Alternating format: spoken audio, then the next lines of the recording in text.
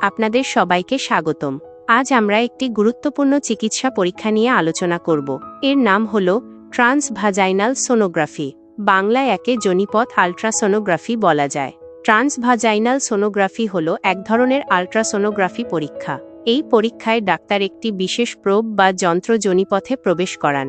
এই প্রোব থেকে sound wave বা শব্দ তরঙ্গ বের হয়। এই শব্দ তরঙ্গ শরীরের ভিতরের অঙ্গ প্রত্যঙ্গের ছবি তৈরি করে।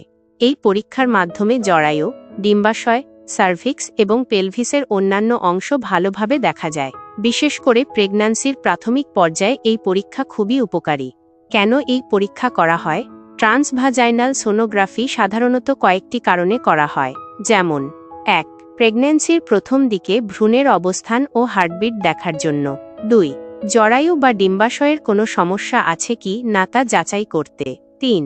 অস্বাভাবিক রক্তক্ষরণ বা পেলভিক পেইনের কারণ খুঁজে বের করতে। 4.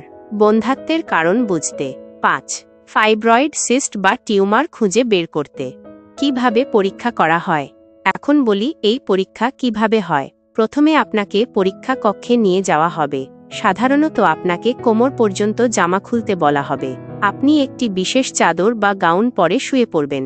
এরপর ডাক্তার বা টেকনোলজিস্ট আল্ট্রাসোনোগ্রাফির প্রোবটি একটি পাতলা কন্ডোম এবং লুব্রিক্যান্ট দিয়ে কভার করবেন। এরপর আস্তে আস্তে যোনিপথে প্রবেশ করানো হবে। চিন্তার কিছু নেই, সামান্য অস্বস্তি হতে পারে, কিন্তু সাধারণত ব্যথা হয় না। এই প্রোব ঘুরিয়ে ঘুরিয়ে ছবি তোলা হবে। পুরো পরীক্ষা প্রায় 5 থেকে 15 মিনিট সময় নেবে। পরীক্ষার আগে কিছু করণীয় আছে কি? কিছু ক্ষেত্রে পরীক্ষা করার আগে প্রস্রাব ফাঁকা করতে বলা হয়। আবার কোনো সময় মূত্রথলি অর্ধেক ভর্তি রাখতে বলা হতে পারে। ডাক্তার আপনার কেস অনুযায়ী নির্দেশনা দেবেন। পরীক্ষার পর কি হয়? পরীক্ষা শেষ হলে প্রোবটি সরিয়ে নেওয়া হবে। তারপর আপনি আপনার কাপড় পরতে পারবেন। কোনো বিশেষ সাবধানতার দরকার হয় না।